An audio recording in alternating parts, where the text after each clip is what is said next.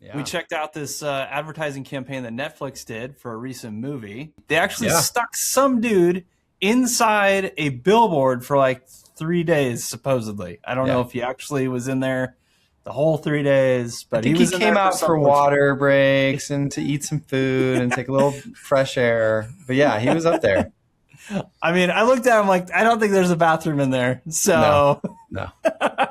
Yeah. I'm sure he's getting some breaks. But man, it created a lot of buzz, a lot of PR online, virally spread, right? Like their Instagram reel blew up. Yep. I think last I saw there were like hundreds of thousands of views and shares and all that fun stuff. And it seems like it maybe did produce some movement for the movie itself.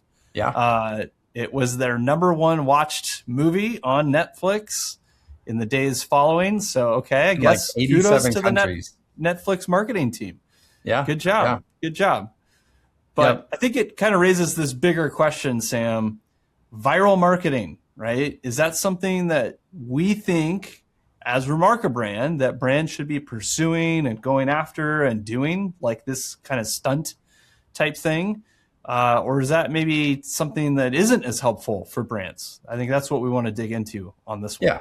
And I think we should obviously call out for everybody listening and watching this that you don't really get to choose, oh, let's make this viral, right? You have to come up with a great idea. There's a button right here. There's a setting Sam. in YouTube, right? There's a setting in YouTube. The viral it's right setting. there on YouTube. It says viral. We haven't found it yet. We haven't press found for it yet. viral. No, we haven't. We haven't found it yet. Can you come up with creative ideas that actually resonate with people? Yep. And then there's the second angle of that, which is if you're a business trying to do this, does it actually build your brand and not just sell a short-term product like a Netflix subscription? Yep. That's the more important question. But let's start with the creative marketing aspect, Mike. We do a lot of marketing. We work with a lot of companies and work with a lot of marketers. And a lot of times we are trying to help our clients and help other marketers think outside the box. And not just like to do weird and crazy stuff and be the highfalutin artist with, oh, we're going to do things like, no, it's like actually doing things that resonate with your audience and doing them really well and being really creative with it. And I think Netflix saw an opportunity here where it's a movie about a family, or really, I think it's the whole world, are stuck in their houses, like their homes. They can't get out. They physically cannot get out of their homes.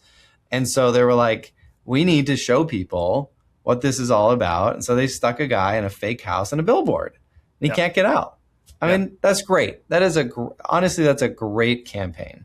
I think it's a great advertising campaign. Clearly got tons of buzz, tons of social media traction. Like I mentioned, lots of PR, like lots of press kind of picked up on it and talked News about stations. The actual like, oh, this is interesting, and the way Netflix did this and how they're promoting the movie. This is something that movies have done in the past. I think there's been less of it in the last few years.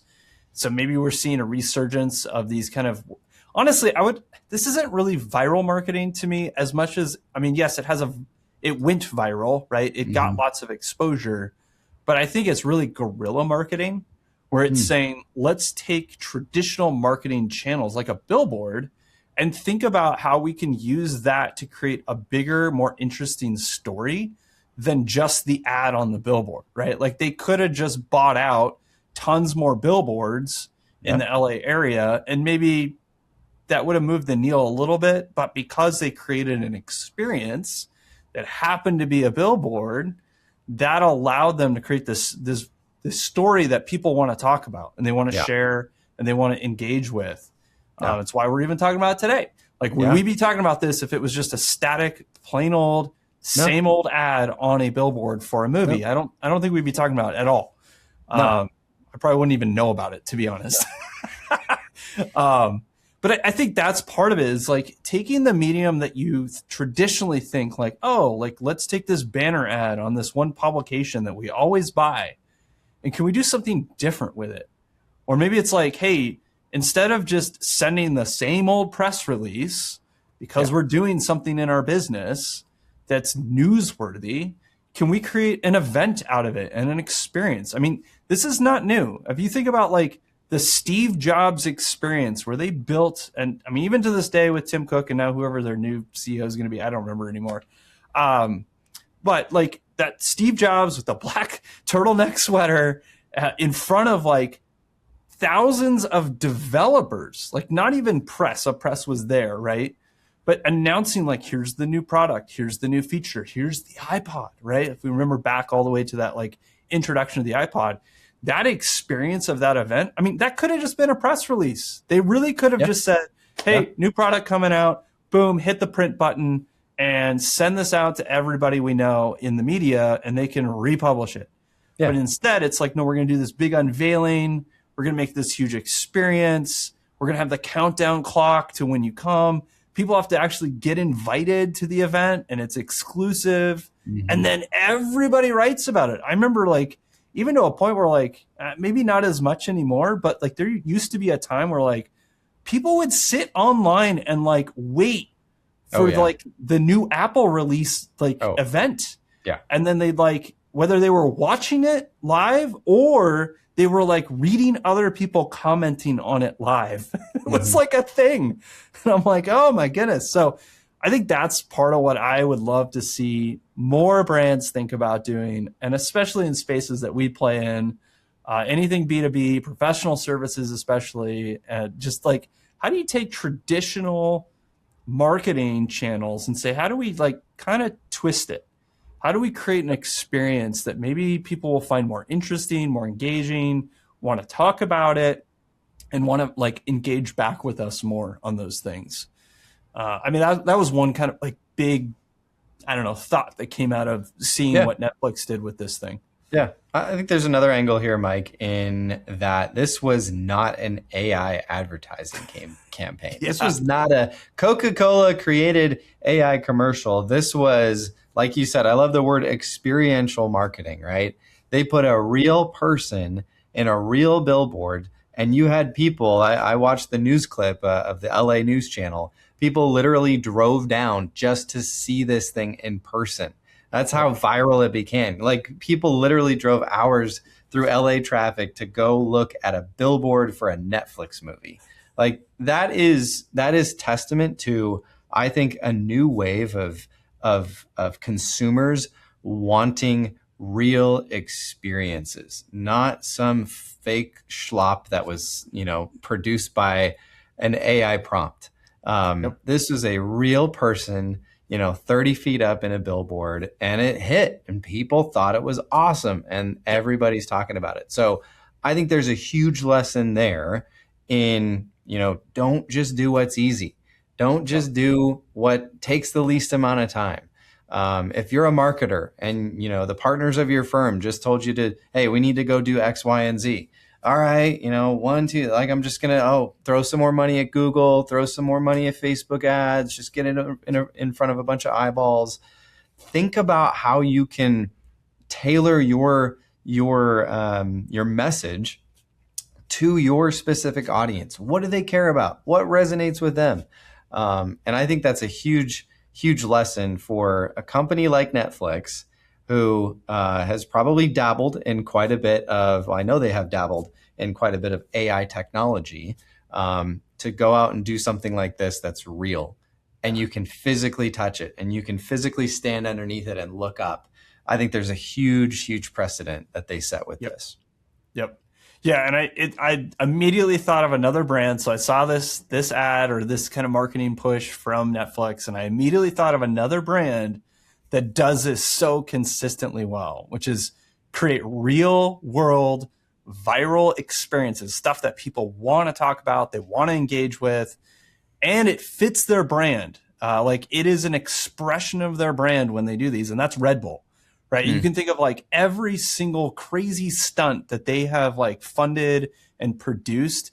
They're creating really interesting content from every one of those that like millions of people want to engage with. Yeah. And I have to imagine that's like huge lift for Red Bull from a brand awareness standpoint, but also like when you think of Red Bull, like what does their brand stand for? It's like, I mean, it's in their tagline, right? Red Bull gives you wings, right? This idea of like, we're going to give you energy to do crazy stuff that you maybe didn't think was possible, right? Yeah. And here, we're going to show you people doing really insane, like, extreme human limit stuff. And we're going to produce it in such a way that it's like, it is content worthy. It is like, I want to engage with the guy going down Everest, skiing down. I want to engage with the guy like scaling the building, right? It's like everybody I know was talking about those things. Those were events in and of themselves. And so I'm curious, we'll see with Netflix, like, are they setting a new precedent for their own marketing to say, hey, we're going to lean into this experiential, event-driven, really engaging, like human level content. And we'll see. I think Red Bull is a great case study in like how you can merge your brand position with experience and virality and actually have this like complete package for marketing. And I hope more brands start thinking about that and how they can do that, and not just like what you were saying, like, all right, just hit the digital ad button, right? Just pump more digital ads that nobody engages with, nobody cares about. We're all trained to ignore, right? We've all trained ourselves to ignore those ads. So I'm going to be hopeful for humanity that we have not succumbed completely to the like algorithmic digital AI slop that is, I think, still available for a lot of brands to give up and just give into. The funny thing, Mike, is the movie scored terribly on Rotten Tomatoes. It's like a 26 or 36%. I have sources close to me that say this movie's not very good. Corey Gilmore.